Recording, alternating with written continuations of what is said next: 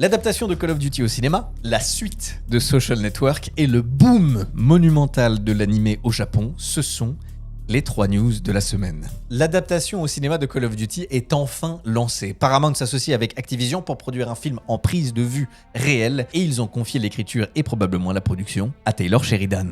Et c'est une bonne nouvelle. Pour ceux qui ne connaissent pas encore son nom, c'est le scénariste derrière Sicario, Comancheria, la série Yellowstone et ses différents spin-offs, dont l'extraordinaire 1883. En gros, c'est l'un des meilleurs et des plus intéressants des auteurs américains actuels. Et si vous souhaitez savoir pourquoi, n'hésitez pas à aller voir cette petite vidéo ici présente. Ce sera un test majeur pour Taylor Sheridan.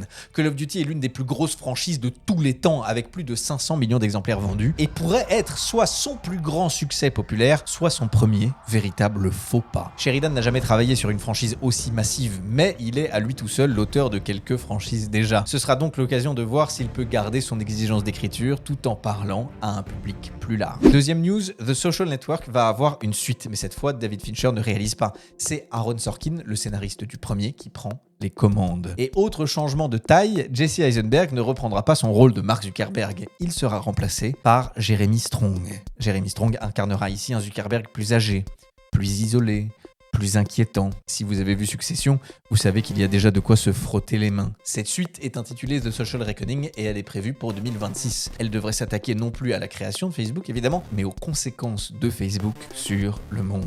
Troisième et dernière actu, ou plutôt état de fait, l'animé japonais explose. En 2024, l'industrie a atteint un chiffre record de plus de 25 milliards de dollars. Une croissance portée par le streaming, les licences internationales et l'explosion de la demande mondiale. Parmi les symboles les plus éclatants de ce boom, Demon Slayer, la forteresse infinie qui s'est imposée comme un véritable phénomène mondial aux US, il est le plus gros succès international de l'histoire du box-office, toutes catégories confondues, dépassant les 128 millions de dollars rien que chez eux. Aucun film étranger n'avait fait de tels scores sur le territoire américain.